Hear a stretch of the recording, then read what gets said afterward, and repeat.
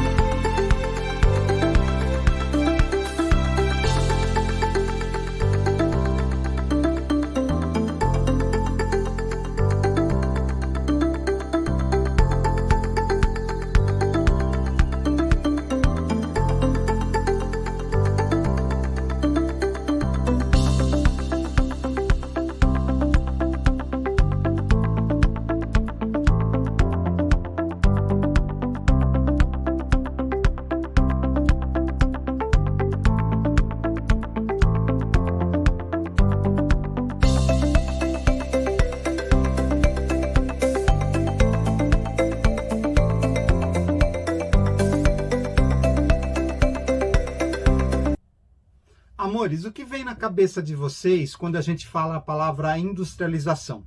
Muita coisa, pouca coisa, nada, coisa nenhuma, né? Então, vamos fazer o seguinte. Enquanto vocês vão pensando o que vem à cabeça quando a gente coloca essa palavra industrialização, vamos fazer o que a gente já fez em aulas anteriores. Vamos jogar uma nuvem de palavras? Lógico, evidente que a palavra-chave vai ser industrialização. A nuvem de palavra vai ajudando vocês. De repente, o que aparecer lá nas nuvens de palavra é mais ou menos o que vocês pensaram, tá? Assim também ela vai ajudar a gente na nossa primeira atividade lá no chat, tá? Vamos então às palavras que vão surgir lá e depois a gente volta aqui para fazer essa atividade, então.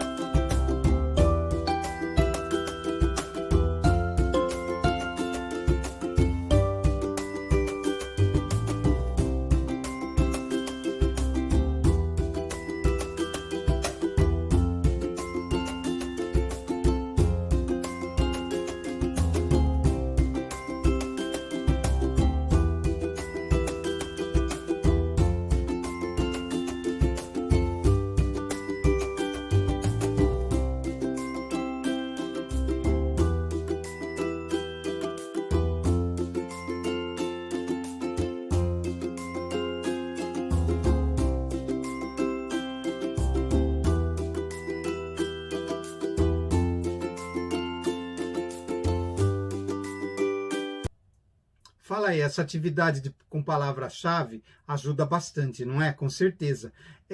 Até porque eu acredito que muitas palavras que apareceram lá podem ter sido pensado por vocês. Queridos, agora sim, a gente vai fazer a nossa primeira atividade lá no chat. Vocês podem, na primeira atividade do chat, citar palavras das nuvens mesmo, dessa que eu passei agora para vocês. Ou, se for o caso, alguma palavra que você pensou, mas que não estavam nessas nuvens aí. Eu vou manter os 3 minutos para a nossa atividade. É o tempo suficiente aí para a gente responder as questões.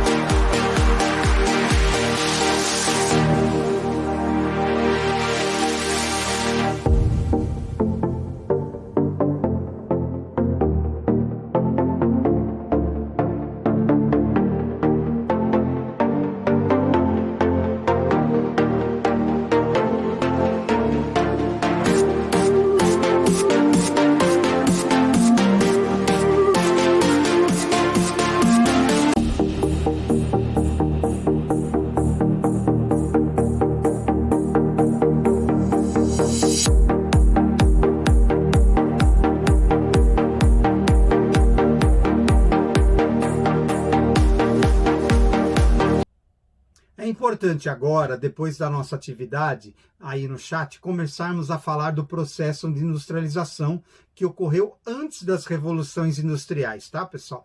Então, eu vou começar com vocês aí na explicação, tá? E hoje a gente vai indo até a quarta revolução, até a gente chegar até a quarta revolução. Mas isso também é um assunto para o final dessa aula.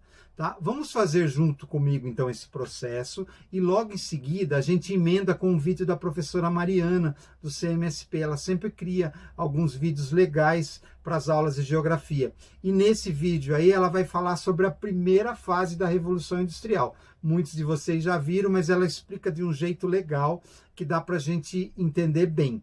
Tá? Vamos então a essa pré-fase aí. Então vamos primeiro ao processo de industrialização propriamente dito. Alunos, antes de nós entrarmos propriamente dito na Revolução Industrial, que vai ser justamente o vídeo da professora Mariana do CMSP.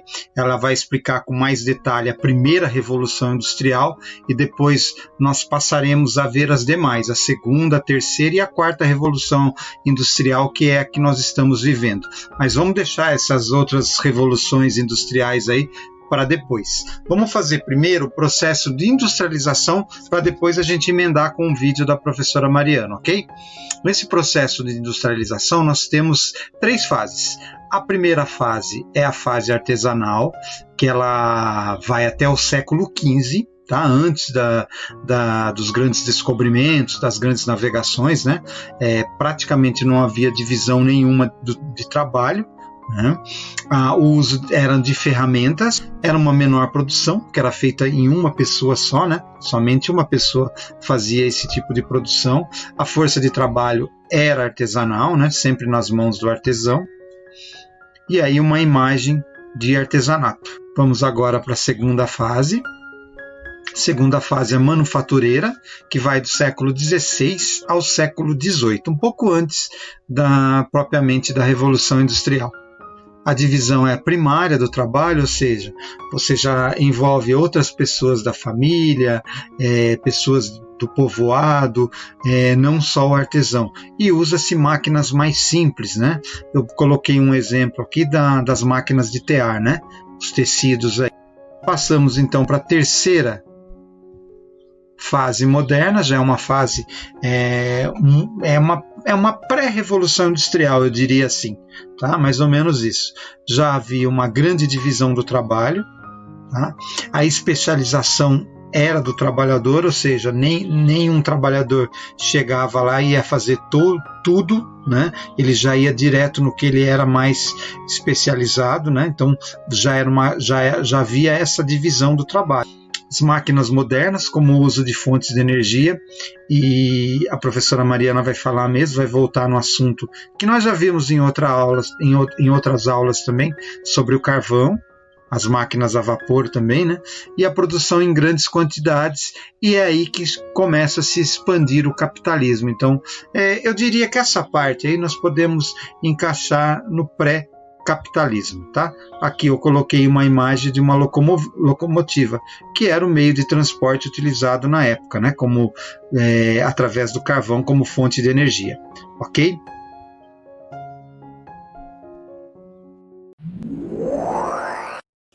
Olá, aqui é a professora Mariana.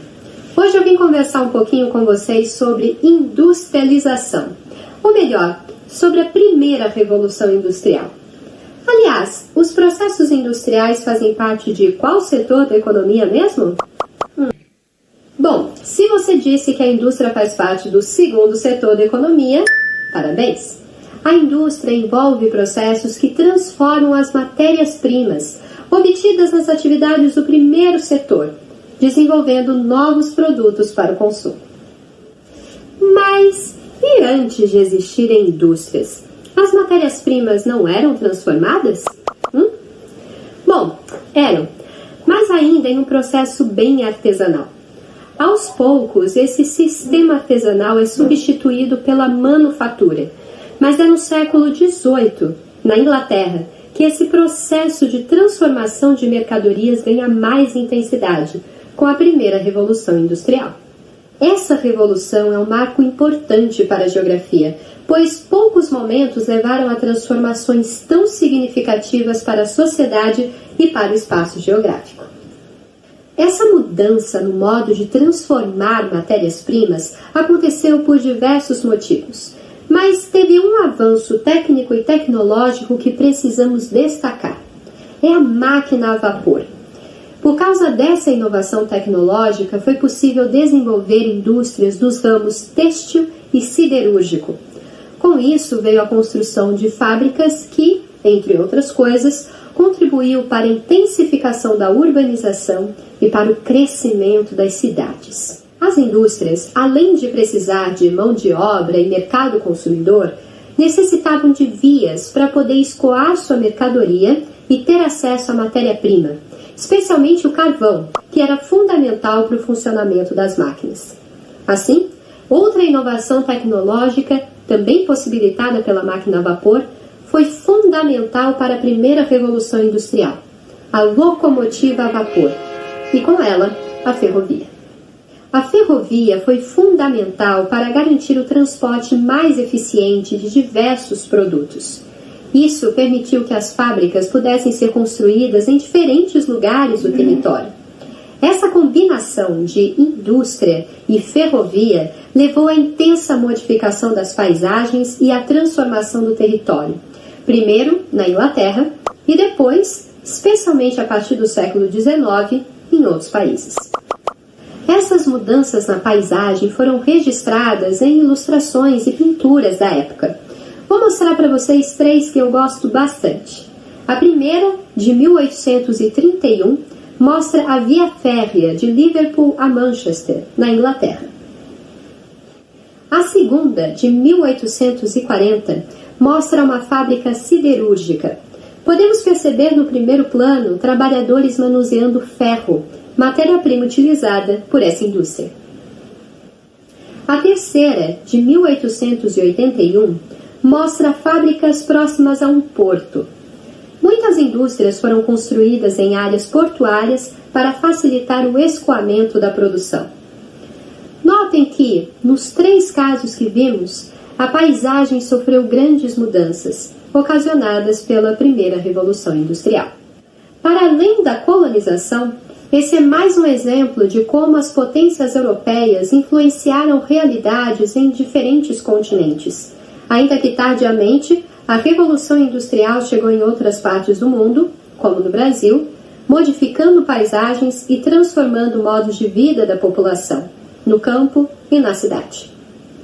É isso! Espero que você tenha gostado. Para saber mais sobre o que envolveu a primeira Revolução Industrial, converse com o seu professor de História. Vale também a pena pesquisar quais foram as consequências dessa revolução para a vida das pessoas, especialmente os trabalhadores das cidades industriais. Bons estudos, boa aula e até uma próxima vez. Notem que na explicação da professora Mariana do CMSP, ela cita pontos que já aprendemos nas aulas anteriores, os setores da economia e o destaque que ela dá lá. Você viu que ela pergunta? Ela pergunta para vocês assim, qual o setor que está ligado à nossa aula de hoje, né? E ela cita o segundo setor ligado às indústrias. Ela apresenta nessa videoaula imagens marcantes desse período da Revolução Industrial. Vocês notaram? Nas principais cidades inglesas. Agora, alunos, vamos à nossa introdução da segunda fase ou a segunda Revolução Industrial. E logo em seguida, mais um vídeo sobre o tema. Agora vai ser um tema sobre petróleo. É um tema que fala rapidinho, são 2 minutos, sobre esse importante fonte de energia vital para o ser humano hoje, né? Ele é curtinho, tá? Mas vai dar uma base legal para o nosso assunto. E na sequência nós continuaremos a falar sobre a segunda e a terceira fase da Revolução Industrial. Amores, a professora Mariana, ela falou então do processo de industrialização da primeira Revolução Industrial. Nós vamos agora dar andamento nesse assunto agora com a segunda Revolução Industrial, tá? Essa segunda Revolução Industrial, ela marcou novas fontes de energia, que foi a eletricidade e o petróleo. Nós vimos isso em aulas anteriores já, fizemos atividades, inclusive. O automóvel ele só vem ele só surge justamente porque você tem um combustível para fazer ele movimentar, que é justamente o petróleo, e o ferro ele foi substituído pelo aço. Então, a qualidade da produção ela melhora vertiginosamente nesse período. Antes de nós continuarmos as fases da Revolução Industrial, vamos assistir esse vídeo que fala sobre o petróleo, um vídeo de 2 minutos que é muito interessante e a gente retoma a nossa explicação, ok? O petróleo surgiu na história moderna no campo da medicina, quando um boticário americano vendia o produto às farmácias sem muito sucesso, até que conseguiu refiná-lo a querosene iluminante, chamando a atenção de outro empresário que contratou um ex-maquinista de trem para construir a primeira torre de perfuração. Iniciou-se a história do petróleo em larga escala, como combustível iluminante, e a de John Rockefeller, magnata da Standard Oil, maior empresa de petróleo que já existiu. Na Rússia, os irmãos Nobel, que dão o nome ao prêmio, fundavam as primeiras refinarias privadas e oleodutos. Mas todo este império foi rapidamente ameaçado por ninguém menos que Thomas Edison, o inventor da luz elétrica, por motivos óbvios. Sem tanta utilidade no ramo da iluminação, o petróleo só teve sua história continuada graças à ideia de um outro grande nome, seu salvador, Henry Ford, o principal responsável pelo boom da indústria automobilística. O petróleo mudou de área e ganhou ainda mais importância. No Brasil, já apareciam seus primeiros grandes entusiastas, culminando na campanha O Petróleo é Nosso e na criação da Petrobras por Getúlio Vargas. O petróleo tornou-se tão importante no cenário mundial que gerou crises severas entre países. A segunda, quando o então presidente do Egito resolveu nacionalizar o Canal de Suez, por onde passavam os navios de petróleo árabe em direção à Europa. O petróleo passou a trazer tanta riqueza aos países produtores que seus líderes criaram um cartel internacional para proteger seus interesses. Surgem pelo mundo economias totalmente dependentes do petróleo, acompanhadas da expressão "a maldição do petróleo", cunhada por um político venezuelano para alertar que o petróleo pode gerar tantos malefícios quanto benefícios se mal administrado. No Brasil, abriam-se finalmente as portas às multinacionais estrangeiras, extinto o monopólio da Petrobras, e criava-se uma agência especialmente para regular o setor. Hoje, mais do que nunca, os olhos do petróleo estão voltados para cá, com a descoberta das enormes reservas do pré-sal que prometem um grande salto econômico do país, marcado em 2013 pelo leilão do Campo de Libra.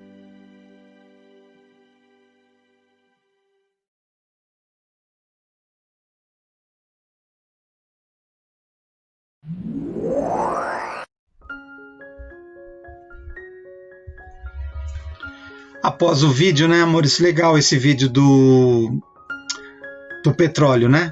Como ele é um objeto um objeto e um mineral, né? Um mineral de disputa política, de poder e vital para a população do mundo, né? Nesse vídeo a gente tem essa noção da importância do petróleo. Continuando a nossa explicação, passamos agora a analisar alguns mapas aqui, ok? Então nós temos os países com destaque ainda na segunda Revolução Industrial, e aí nós tínhamos a Inglaterra, que começou a sua primeira Revolução Industrial, ela veio se ampliando, e aí com a descoberta do petróleo, que nós vimos agora aí no vídeo, mais eletricidade, outros países da Europa fizeram a sua Revolução Industrial também, como a França, a Alemanha e a Itália.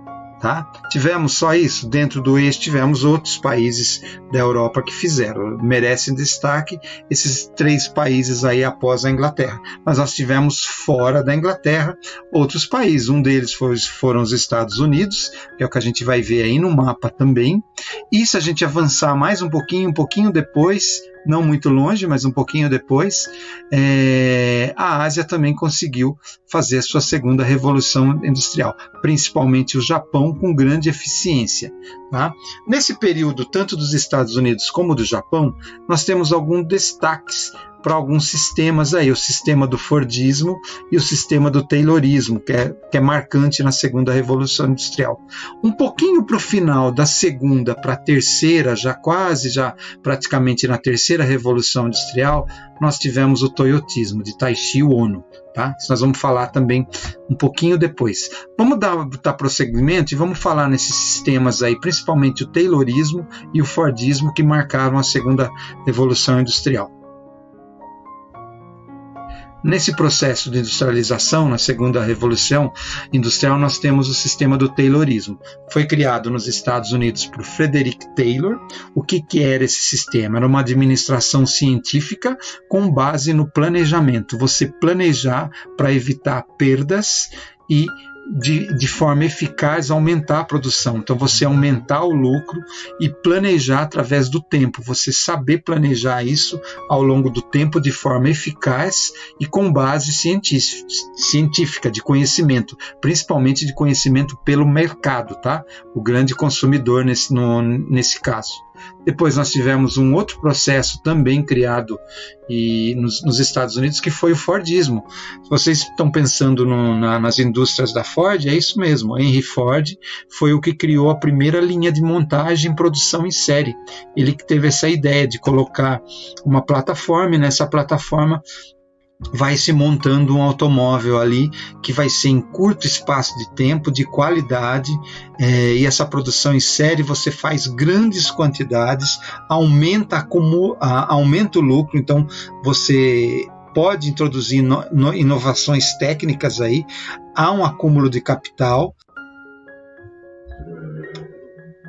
O pós-Fordismo, né, vamos colocar aqui, já é o período do avanço da automação. Então, nessa terceira revolução, a gente começa a se automatizar mais, diminui-se o número de pessoas trabalhando, né? Não há necessidade, as máquinas começam a fazer, você começa a informatizar, e existe também um avanço na engenharia genética. A divisão já passa a ser uma divisão internacional do trabalho por regiões, e é o processo da globalização que inicia-se aí, na terceira revolução industrial. Nesse período, um pouquinho entre a fase da segunda revolução com a terceira revolução, a gente encaixa o toyotismo que eu falei agora há pouco, tá? Que é justamente de Taishi Ohno, é um modelo de produção flexível, tá? Ele aproveitou o modelo taylorista e fordista, então ele conseguiu juntar os dois. Só que o que ele fazia? Ele fazia produção em pequenos lotes. Se não havia tanta demanda, vamos produzir apenas o necessário, até porque o Japão, nesse período que ele introduziu, ele vinha de uma crise profunda com o final da Segunda Guerra Mundial. O Japão tinha sido praticamente destruído com as 2 bombas atômicas lá, havia uma crise econômica, havia falta de matéria-prima para esse tipo de produção. Então, Taishi Ohno ele tem essa ideia do just in time, tá? Então, a produção em tempo justo, tá? Então, produtos em pequenos lotes, vamos produzir apenas o que nós iremos consumir.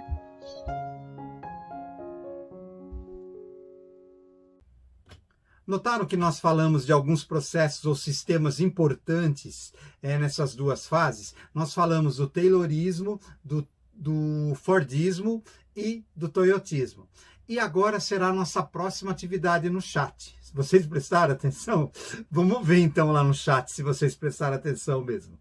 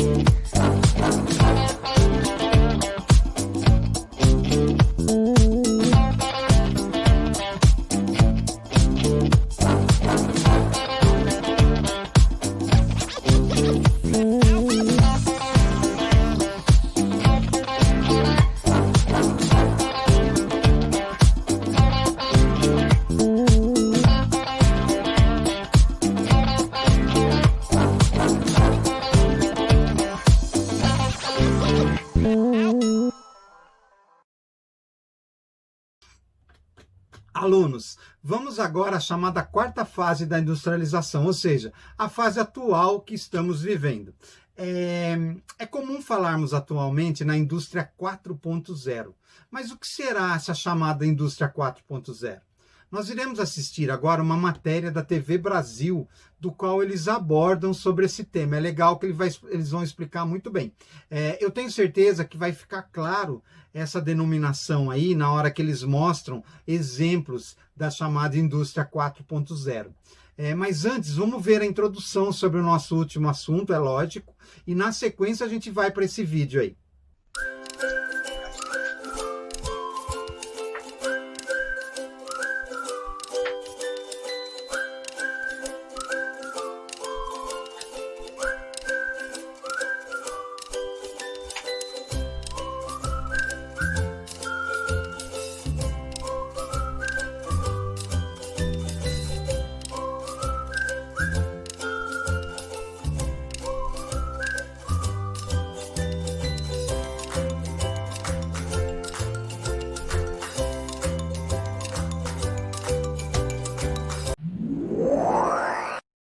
Andar de carro e não conhecer o lugar por onde se dirige não é mais sinônimo de motorista perdido, graças à tecnologia. Hoje existem diversos aplicativos que traçam uma rota para onde se quer chegar.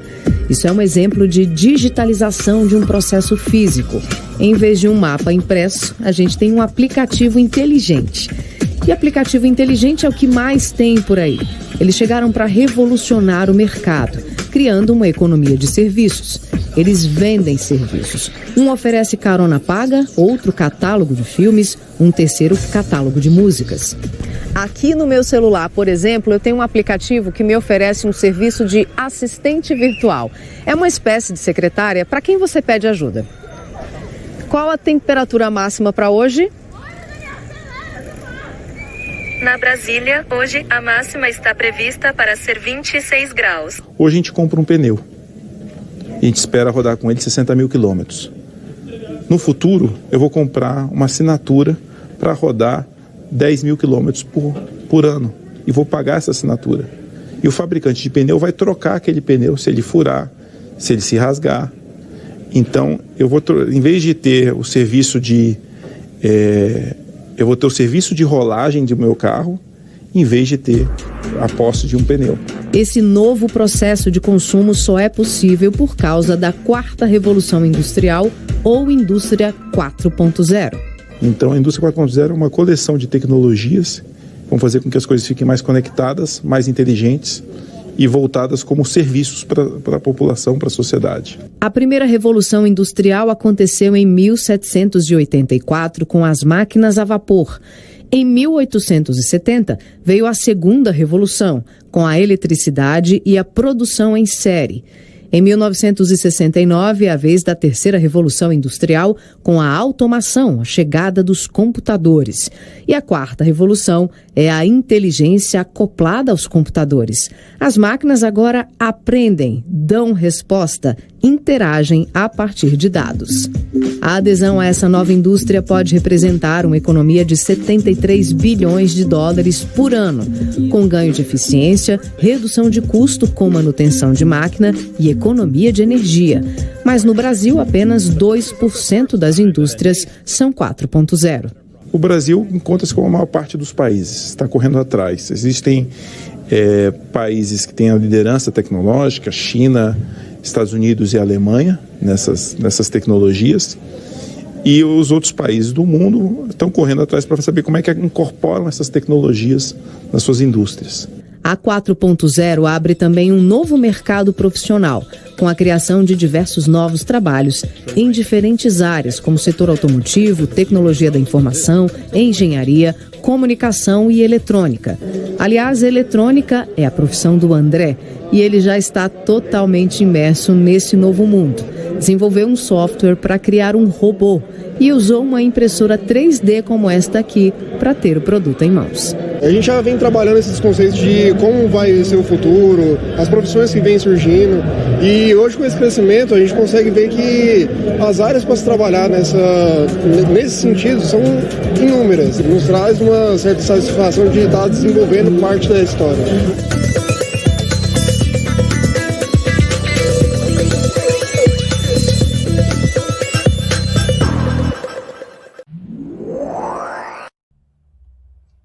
fato que a indústria 4.0 ela está diretamente ligada ao nosso dia a dia, né? As informações fazem parte do nosso cotidiano. Sem esse tipo de indústria, a nossa aula agora ficaria quase que inviável. A rapidez com que chegam as informações a nós é impressionante, não é, amores? Vamos agora fazer um resumo de tudo o que vimos em nossa aula, tá? É uma síntese. E logo em seguida vamos para a nossa última atividade no chat. Preste atenção na tabela, tá? Se quiser, vocês podem até dar um print rapidinho assim que acabar para fazer a atividade no chat, ok?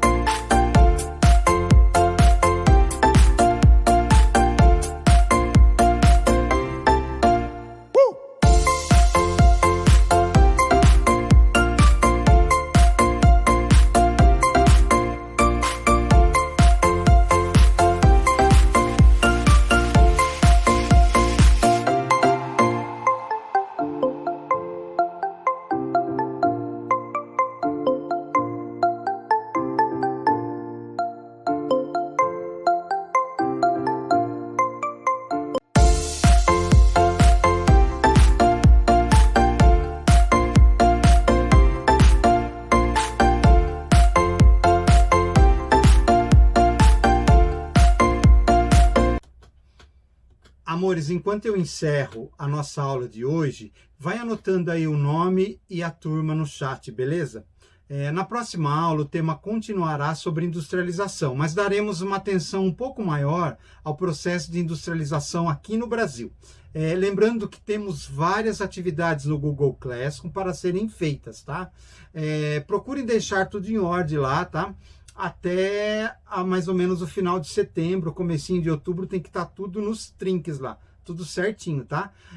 Não deixa para o final, senão vocês vão se atrapalhar demais. Mais uma coisa, as atividades elas estão liberadas, mesmo aquelas que já passaram do prazo, tá? Então eu não fechei, como eu já falei em várias aulas para vocês, elas estão abertas, dá tempo de fazer todas, tá? Eu acho que chega de falar por hoje. Um beijo no coração de vocês e até a próxima aula. Tchau, tchau.